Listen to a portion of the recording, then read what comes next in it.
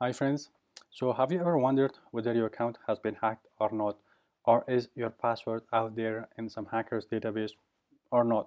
Because nowadays, when you're watching the news, reading it online or in the newspapers, you guys come across things like this company has been hacked, that company has been hacked, data breaches, credit cards stolen, change your password, these things. You always come across them. So do you want to know if your account has been hacked or not? Now, there's a site out there. It's called haveibeenpwned.com. So what you can do is that you can type in your email address and you can also try in your passwords. So this site is a database. What it will do is that it will compare it to that database. And if it finds it, then it means your account has been hacked. Because this site, this is maintained by an Australian security specialist, Troy Hunt.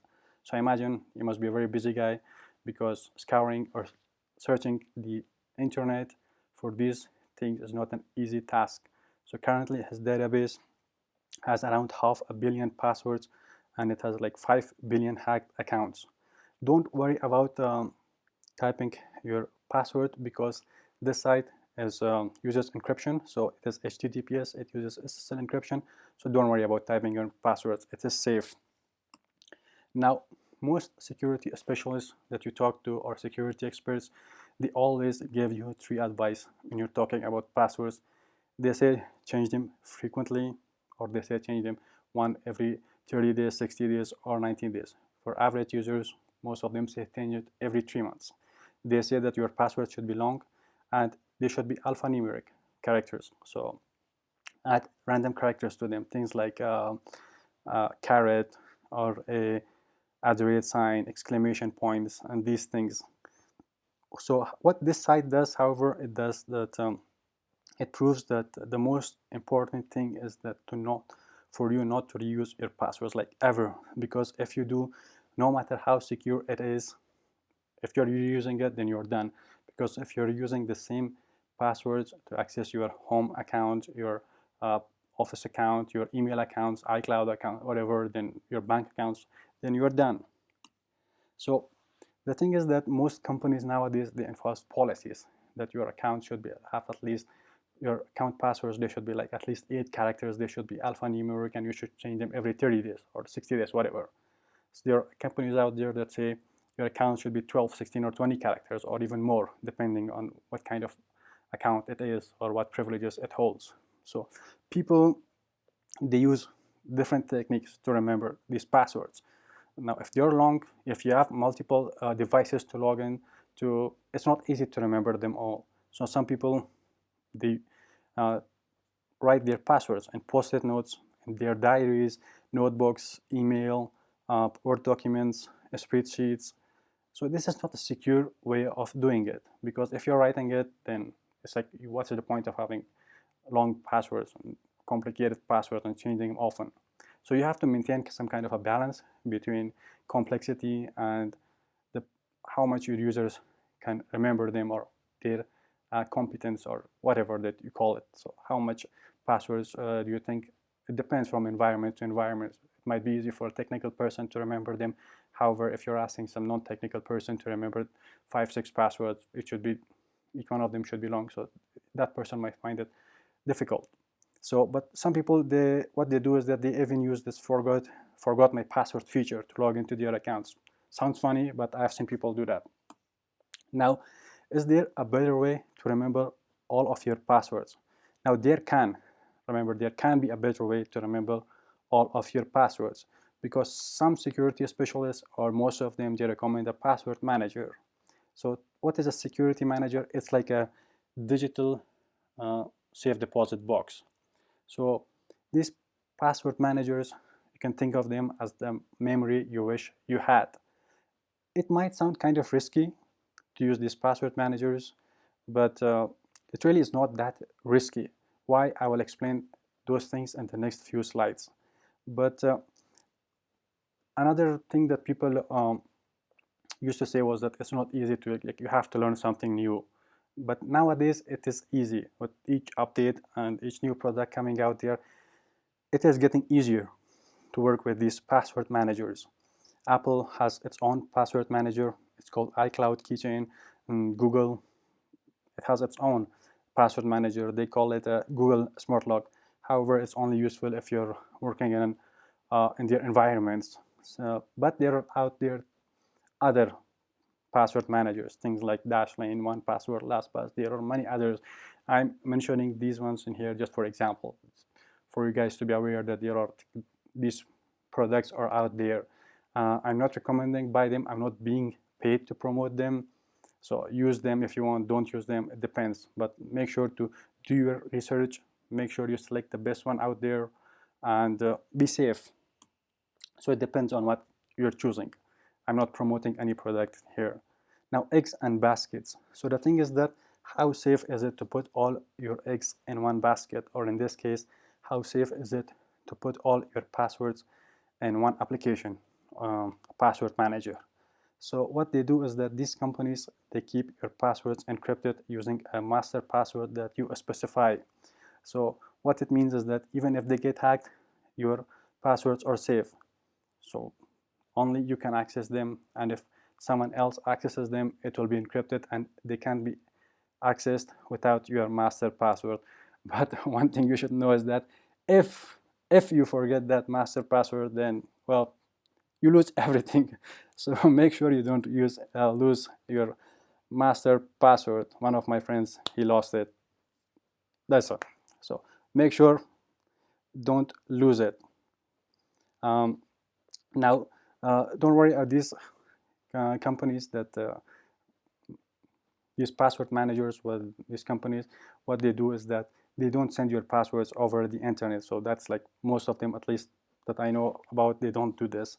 Now, we can make another argument that it's okay to keep all your passwords in one basket if it's more secure than a basket you build on your own. So that is another argument. So it's for you to choose whether you want to put it all in one basket or not, or you want to put all your passwords in one security manager or not. Now, there are additional security features.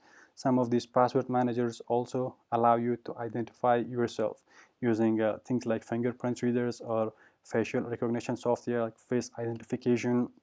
If your devices support it, they will use these things also. So if your devices use this, it's good to use two-factor authentication, things like fingerprint readers and face identification. It's good. There's no such thing as too much security, I believe. If you have support for these things, then use it. Now, in addition, so as I said, that you have to type in your password and also like use your fingerprint or facial recognition or face identification, these things. Now, the thing is that, what about my phone? What about your phone? Now, on phones, previously what you had to do was that you had to open your password manager and manually copy and paste your username and password. However, now that is kind of tedious, or it's kind of complicated doing this all the time. So the thing is, last year Android added the ability for third-party password managers to automatically fill in those details. That's a good thing if you want to use it. Previously, people weren't very what should I say? They didn't want to use it on their phones because it's kind of complicated. You have to copy paste everything, run the application. Apple has also announced that it will add this feature to its iOS 12. For Apple users, good news. Now, sharing is caring, or at least that's the saying. I think some password managers also allow you to share your passwords. So let's say there's an account or an application that you're running, and you want to share. There are multiple people that are using that application using a single password. So what you can do is that some of these password managers, they allow you to share your passwords with your colleagues or friends or whatever, whomever you want to share it with. So some of these, the good thing about this is that some of them even let you specify emergency contacts. So what do I mean by emergency contacts? So these are the peoples that will have access to your passwords after, remember this, after a period of time that you specify.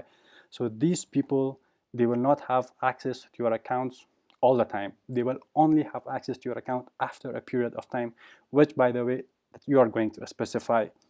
This can come in handy, like, well, we all die someday. It's like something that happens. right? You're born, you die. Now, if you after your death, after a certain number of days has passed, what this emergency contacts that you specified, they will receive your information, things like your that can help them access your bank accounts or emails and social media and other personal information. Now, the thing with password managers are that they're also very smart. What do I mean by smart? It means that they check your passwords and identify the weak ones. So when you specify these passwords using these password managers, if your passwords are weak, they let you know that this is a weak password and don't use it. They also prompt you, or some of them at least, they prompt you to change your passwords. So if you don't change your passwords frequently, some of them they prompt you to do it. And if you are reusing your password, which by the way, you should never ever do that, they also prompt you to change them. So don't reuse your passwords, change them promptly, don't have weak passwords. These password managers, they prompt you for these things, or they let you know. Now, some of them also check online for compromised passwords.